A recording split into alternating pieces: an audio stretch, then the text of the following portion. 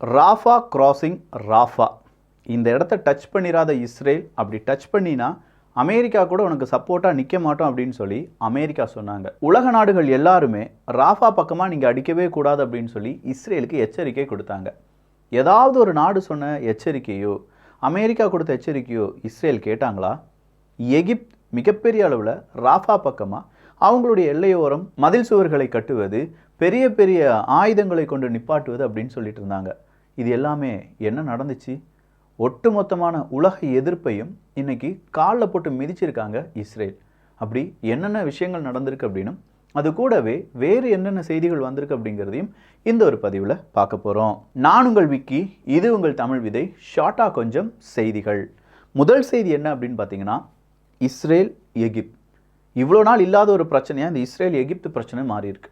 ஏன்னா ராஃபா அப்படிங்கிறது தான் கடைசி ஏரியா. இந்த ராஃபா பக்கம் மேலிருந்து அங்கங்கிருந்து காசா மக்களை, பாலஸ்தீன மக்களை கொண்டு வந்து காசா சிட்டி, நேராக யூனிஸ்கான் பகுதி கீழே அப்படியே கொண்டு வந்து ராஃபா பக்கமாக நிப்பாட்டியிருந்தாங்க. ராஃபா மட்டும்தான் உங்களுக்கு சேஃபாக இருக்கக்கூடிய ஒரு உலகம், அது மட்டும்தான் சேஃப் ஜோன். ஸோ அங்கே போயிருங்க அப்படின்னு சொல்லி இஸ்ரேலினுடைய இராணுவம் எல்லா மக்களையும் ராஃபா பக்கம் கொண்டு வந்தாங்க. ஸோ ராஃபாவில் நிறைய ரெஃப்யூஜிஸ் கேம்ப் அப்படிங்கிறதும் இருந்துச்சு.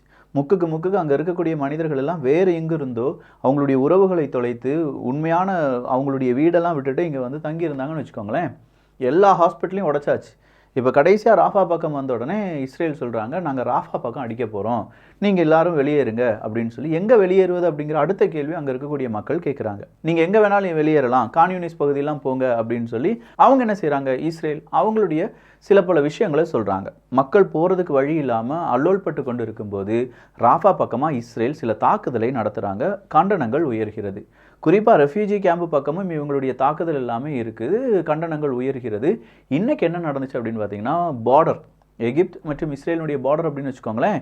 இந்த பார்டரில் எகிப்தினுடைய இராணுவ வீரர்களுக்கு எதிராக இஸ்ரேல் தாக்குதலை நடத்தியது அப்படின்னு சொல்லி எகிப்த் திருப்பி இஸ்ரேல் அடிச்சிருக்காங்க. இஸ்ரேல் என்ன செஞ்சுருக்காங்க, இஸ்ரேலுடைய இராணுவ வீரர்களுக்கு எதிராக எகிப்து தாக்குதலை நடத்திட்டாங்க அப்படின்னு சொல்லி அவங்களும் திருப்பி அடிச்சிருக்காங்க. இப்படி மாற்றி மாற்றி அடிச்சுக்கிட்டாங்க அப்படிங்கிற ஒரு செய்தி வெளியாகி பரபரப்பை ஏற்படுத்தியிருக்கு. என்னையா இப்படி ஒரு பிரச்சனையா? இவ்வளோ பிரச்சனையும் இந்த ஒரு போர் அப்படிங்கிறது எஸ்கலேட் ஆகிடக்கூடாது, வேறு எங்கேயும் பிரிந்து வந்து விடக்கூடாது அப்படின்னு சொல்லி அமெரிக்கா பல நாடுகளுக்கு சுற்றுப்பயணத்தை மேற்கொண்டு, அமெரிக்காவினுடைய அந்தோனி பிளிங்கன் அவர்கள்லாம் மிடில் ஈஸ்ட்டுக்கு 5-6 முறை பயணத்தை மேற்கொண்டார். ஏன் பயணத்தை மேற்கொண்டார்? இந்த பாலஸ்தீனம் இல்லாட்டி இஸ்ரேல் ஹமாஸ் பிரச்சனை அப்படிங்கிறது மிடில் ஈஸ்டில் பரவி விடக்கூடாது அப்படிங்கிறது தான். ஆனால் இப்போ இஸ்ரேலே என்ன செஞ்சிட்டாங்க, பற்ற வச்சுட்டே பரட்ட அப்படிங்கிற மாதிரி தான் எகிப்து பக்கமாக இஸ்ரேலினுடைய இந்த தாக்குதல் அப்படிங்கிறத நம்ம பார்க்கலாம். இதற்கு பல நாடுகளும் எதிர்ப்பை தெரிவித்திருக்கிறார்கள். குறிப்பாக பாலஸ்தீனம் தனின்னு ஒரு நாடு தான் அப்படின்னு சொல்லி நார்வே, ஸ்பெயின் போன்ற நாடுகள், அயர்லாந்துலாம் சொன்னாங்க பார்த்தீங்களா. அதற்கு இஸ்ரேல் கடுமையான எதிர்ப்பை தெரிவித்திருந்தார்கள். நிறைய நாடுகளுக்கு மிகப்பெரிய எச்சரிக்கையும் கொடுத்திருந்தாங்க. இதே மாதிரி வேறு யாராவது அறிவிப்பை கொடுத்தீர்கள் என்றால் எங்களுடைய கோபம் உங்களுடைய நாட்டின் மீதும் இருக்கும் அப்படின்னு சொல்லியிருந்தாங்க. இன்னைக்கு ஸ்பெயினுடைய அந்த தலைவர்களை, பாலஸ்தீனத்தினுடைய முக்கியமான தலைவர்கள் என்ன சொல்லியிருக்காங்க, பாராட்டியிருக்காங்க. பரவாயில்ல, எங்களுக்காக இது தனி நாடு அப்படின்னு சொல்லி நீங்களாவது அங்கீகாரம் கொடுத்தீர்களே, இது எங்களுக்கு மிகப்பெரிய ஒரு நல்ல ஒரு செய்தியாக பார்க்கிறோம் அப்படின்னு சொல்லி அவங்களுடைய கருத்துக்கள் எல்லாமே பதிவு செஞ்சுருந்தாங்க. ஸோ எகிப்தினுடைய இராணுவ வீரர்கள் கொலை செய்யப்பட்டிருக்கிறார்கள், கொல்லப்பட்டிருக்கிறார்கள். அதற்கு காரணம் இஸ்ரேல் தான் அப்படிங்கிற ஒரு செய்தி தான் நாளைக்கு பெருசாக இருக்க போகுது. என்னென்ன அப்டேட் வருது அப்படிங்கிறத நம்ம பார்க்கலாம். அடுத்ததாக பாப்புவா நியூ கினியா அப்படிங்கிற அந்த இடத்துல என்ன நடந்துச்சு, ஒரு லேண்ட்ஸ்லைடு நடந்துச்சுன்னு சொன்னோம் பார்த்தீங்களா. 2000க்கும் அதிகமான மனிதர்கள் இந்த ஒரு லேண்ட்ஸ்லைடில் இறந்திருக்கலாம் அப்படிங்கிற ஒரு தகவல் வெளியாகிறது. ஸோ பாப்புவா நியூ கினி அப்படிங்கிற இந்த இடத்துல ஏற்பட்டக்கூடிய இந்த ஒரு லேண்ட்ஸ்லைடு அவங்களுடைய வரலாற்றையே திருப்பி போடும் விதமாக இருந்தது அப்படின்னும், நிறைய பேரை இன்னும் காணவில்லை, அவங்களை தேடும் பணி நடந்து கொண்டிருக்கிறது என்கிற தகவலும் வெளியாகி இருக்கிறது. ஸோ கடைசி அந்த டெல்லி ஹாஸ்பிட்டலில், அதுவும் குழந்தைகள் வைத்திருந்த ஏரியாவில் தீ விபத்து ஏற்பட்டுச்சு அப்படின்னு சொல்லி பார்த்தோம் பார்த்தீங்களா. அதில் 6 குழந்தைகள் உடல் கருகி இறந்து போனாங்க அப்படிங்கிற செய்தி எல்லோருடைய மனதிலும் ஏதோ ஒரு ரணத்தை ஏற்படுத்தி இருக்கும். ஏன்னா நம்ம வீட்லேயும் குழந்தைகள் இருக்குது, அதுவும் தீ அப்படின்னு சொல்லும்போதே கும்பகோணம் தீ விபத்தை இன்னும் நிறைய பேர் மறந்துருக்க மாட்டோம். அதில் இந்த டெல்லி தீ விபத்து அப்படின்னு சொல்லும்போது அந்த ஹாஸ்பிட்டல் லைசன்ஸுடன் இயங்கியதா அப்படின்னு பார்த்தா இல்லை அப்படிங்கிற ஒரு செய்தியும், அங்கே வந்து ஃபயர் தீ ஏற்பட்டு விட்டது என்றால் அதை அணைப்பதற்கான ஏதாவது விஷயங்கள் இருந்ததா அப்படின்னு பார்த்தா அதுவும் இல்லாமல் இயங்கி இருக்கிறது என்கிற தகவலும் வெளியாகி இருக்கிறது. என்னடா இது நமக்கு வந்த கொடுமை அப்படின்னு சொல்லி இங்கே இருக்கும்போது, இந்த பூனே கார் விபத்து அப்படிங்கிறத நம்ம பார்த்தோம் பாருங்க. ஒரு பூனேல 17 வயது சிறுவன் அப்படிங்கிறவன் அவனுடைய போர்ஷே கார் எடுத்து 2 பேரை கொன்னுட்டான் அப்படின்னு சொல்லி. அப்போ அவனுடைய பிளட்டை டெஸ்ட் பண்ணியிருந்தாங்க. 0 ஆல்கஹால் காண்பித்ததாக பிளட் ரிப்போர்ட் அப்படிங்கிறது வெளியானது. ஆனால் அதன் பிறகு ஒரு வீடியோ ரொம்ப பெரிய அளவில் வைரல். அவன் பாருக்கு போகிறான், பப்புக்கு போகிறான், அங்கே இருக்க மதுவை குடிக்கிறான் அப்படின்னு சொல்லி. ஸோ இவனுடைய பிளட்டை யார் சோதனை செய்து பார்த்தார்கள் அப்படின்னு சொல்லும்போது 2 டாக்டர்ஸை பிடிச்சிருக்காங்க. அப்போது அவனுடைய பிளட் சாம்பிள் அப்படிங்கிறத தூர போட்டுட்டு குப்பையில் கொட்டிட்டு இவங்க என்ன செஞ்சுருக்காங்க, வேறு யாருக்கே பிளட் சாம்பிள் எடுத்து அது 0% தான், ஆல்கஹால் 0% தான் அப்படின்னு சொல்லி ஒரு தவறான ரிப்போர்ட்டை கொடுத்துருக்காங்க அப்படிங்கிற ஒரு தகவல் வெளியாகி இருக்கிறது. காசு இருந்தால் என்ன வேணாலும் நடக்கும் அப்படிங்கிறதுக்கு இது ஒரு சிறந்த உதாரணமாக நம்ம பார்க்கலாம். இது காலமாக நம்ம சொல்லிட்டு இருக்கோமே, இதற்கு ஏதாவது ஒரு விடியல் இருக்கா அப்படின்னு கேட்டால் அதை நீங்கள் தான் இங்கே பதிலாக சொல்ல போகிறீர்கள்.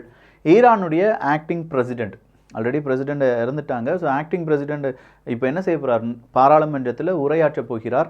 ஹெலிகாப்டர் கிராஷ் அப்படிங்கிறது எப்படி நிகழ்ந்தது, அப்ராஹிம் ரைசி அவர்கள் எப்படி இறந்தாங்க, ஸோ அது அடுத்தபடியாக ஈரான் என்னென்ன செய்ய போகிறார்கள் அப்படிங்கிறது எல்லாமே இந்த ஒரு பார்லிமெண்ட் ஸ்பீச்சில் இருக்கும் என்கிற ஒரு தகவல் வெளியாகி இருக்கிறது. அர்மேனியாவினுடைய பிரைம் மினிஸ்டர் உடனடியாக அவருடைய பதவியை ராஜினாமா செய்ய வேண்டும் அப்படின்னு சொல்லி போராட்டம் நடத்தின 270க்கும் அதிகமான நபர்களை இன்னைக்கு அர்மேனியாவினுடைய காவல்துறை கைது செய்திருக்கிறது. அர்மேனியாவில் மட்டும் கிடையாதுங்க, கிட்ட இருக்கக்கூடிய அசர்பைஜானின் சின்ன சின்ன பிரச்சனைகள் வந்து கொண்டிருக்கிறது என்கிற தகவல் வெளியாகி இருக்கிறது. நெத்தன்யாகு அவர்கள் இன்னைக்கு ராஃபா பக்கம் நடந்த அந்த தாக்குதல், அதுவும் எகிப்தினுடைய ஒரு ராணுவ வீரர் கொல்லப்பட்டார் அப்படின்னு சொன்னோம்ல, அதை ஒரு டிராஜிக் மிஸ்டேக் அப்படிங்கிற ஒரு வார்த்தையுடன் எக்ஸ்பிளைன் பண்ணியிருக்கார்.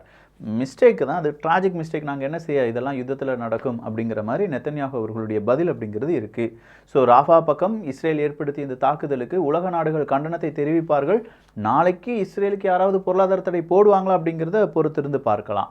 ஊரடங்கு உத்தரவு, என்னப்பா மறுபடியும் கொரோனாவா அப்படின்னு கேட்டால் இல்லை, தாலிபன்கள் ஊரடங்கு உத்தரவு அப்படிங்கிறது இரவு 10 மணி நேரத்துக்கு பிறகு யாரும் வீட்டை விட்டு வெளியில் வரக்கூடாது, ஊரடங்கு உத்தரவு அப்படிங்கிறத போட்டிருக்காங்க.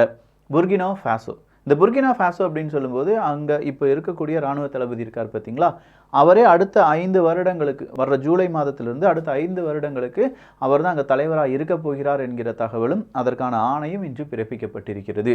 புர்கினா ஃபாசோவில் சீக்கிரமாகவே ஒரு இராணுவ புரட்சி வரும் அப்படின்னு எதிர்பார்த்த இடத்தில் அதை போன வாரம் என்ன செஞ்சிட்டாரு, ஒரு இராணுவ புரட்சி வந்துச்சு, அதை இல்லாமல் செய்து விட்டார் புர்கினா ஃபாசோவினுடைய தலைவர் அப்படிங்கிறதும் வெளிவந்திருக்கக்கூடிய தகவல். ட்ரூ கலர் ஆஃப் இஸ்ரேல், இதுதான் எகிப்து, இஸ்ரேல், ராஃபா அப்படின்னு சொல்கிற இந்த செய்தியை நீங்கள் பார்க்கும்போது இஸ்ரேலினுடைய உண்மையான குணமும் நிறமும் இதுதான் என்பதை உலக நாடுகள் புரிந்து கொள்ள வேண்டும் என்கிற தகவலை துருக்கியினுடைய பிரசிடென்ட் எர்டகன் அவர்கள் கருத்தாக தெரிவித்திருக்கிறார்.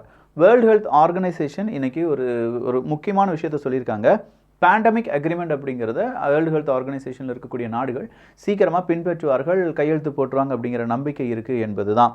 அடுத்ததாக இத்தாலியினுடைய டிஃபென்ஸ் மினிஸ்டர் அங்கே பாலஸ்தீனத்தில் இல்லாட்டி காசா மக்களை கொன்று குவிப்பதை அதை என்ன செய்ய முடியாது, ஜஸ்டிஃபை பண்ண முடியாது, அதுக்கு ஒரு ஜஸ்டிஃபிகேஷன்லாம் கொடுக்க முடியாது, அது தவறு தான் அப்படின்னு சொல்லி மீண்டும் அழுத்தம் திருத்தமாக இஸ்ரேலுக்கு எதிரான கருத்தை பதிவு செஞ்சுருக்காங்க. ஒரு பெரிய இனப்படுகொலையை இஸ்ரேல் செய்து வருகிறது, கடந்த 76 வருடங்களாக இது தொடர்ந்து வருகிறது என்கிற தகவலை மண்டேலா இருக்கார் பார்த்தீங்களா, மண்டேலாவினுடைய கிராண்ட்சன் பேரன் அவர்கள் சொல்லியிருக்காங்க. அடுத்ததாக இஸ்ரேலினுடைய ஆர்மி இன்னைக்கு பாலஸ்தீனத்தினுடைய முக்கியமான ஒரு வெஹிக்கிள் அப்படின்னு வச்சுக்கோங்களேன், வெஸ்ட் பேங்கில் மேற்கு கரையில் இருக்கு, அதை என்ன செய்கிறாங்க, அப்படியே குண்டு போட்டு தகர்க்கிறார்கள். அதை இன்னைக்கு வீடியோவாக வெளியில் விட்டாங்க இஸ்ரேலினுடைய இராணுவம். அது இன்னைக்கு டெலிகிராமில் நிறைய குரூப்பில் ஃபார்வர்ட் ஆயிருந்துச்சு. அடுத்ததாக 4 Arab leaders China Arab Forum பீஜிங்கில் வச்சு நடக்க போகுது, அதற்கு 4 அரபு நாடுகளுடைய தலைவர்கள் வரப்போகிறார்கள் என்கிற தகவலும். சவுதி அரேபியா சிரியாவுக்கான முதல் அம்பாசடர் 2012க்கு பிறகு நியமித்திருக்கிறார்கள் என்கிற ஒரு நல்ல செய்தியும் வெளியாகி இருக்கிறது. அடுத்ததாக பங்களாதேஷ் தான், கிட்டத்தட்ட 8 லட்சம் பேரை வேறு இடங்களுக்கு கொண்டு சென்றிருக்கிறார்கள் பங்களாதேஷ் அரசாங்கம்.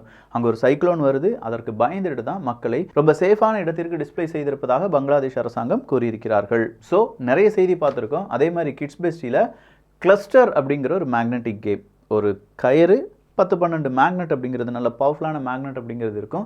கிளஸ்டர் அமேசான், கிளஸ்டர் யூடியூப் அப்படிலாம் நீங்கள் கிளஸ்டர் கேம் யூடியூப் அப்படிலாம் தேடி பார்த்தீங்கன்னா அந்த கேம் எப்படி விளையாடணும் அப்படிங்கிறதுலாம் இருக்கும். அமேசானில் 600 ரூபா ஏதோ வித்துட்ருக்காங்க, 230 ரூபா 240 ரூபாய்க்கு கிட்ஸ் பெஸ்டியில் போட்டிருக்கோம், வேணுங்கிறவங்க வாங்கிக்கோங்க. ரொம்ப சூப்பரான ஃபேமிலி கூட ரொம்ப எந்த இடத்துல வேணாலும் விளையாடக்கூடிய ஒரு கேம் தான் அந்த கிளஸ்டர் கேம். ஸோ நல்லதை பகிர்ந்து நல்ல சமுதாயத்தை உருவாக்குவோம். நன்றி, வணக்கம்.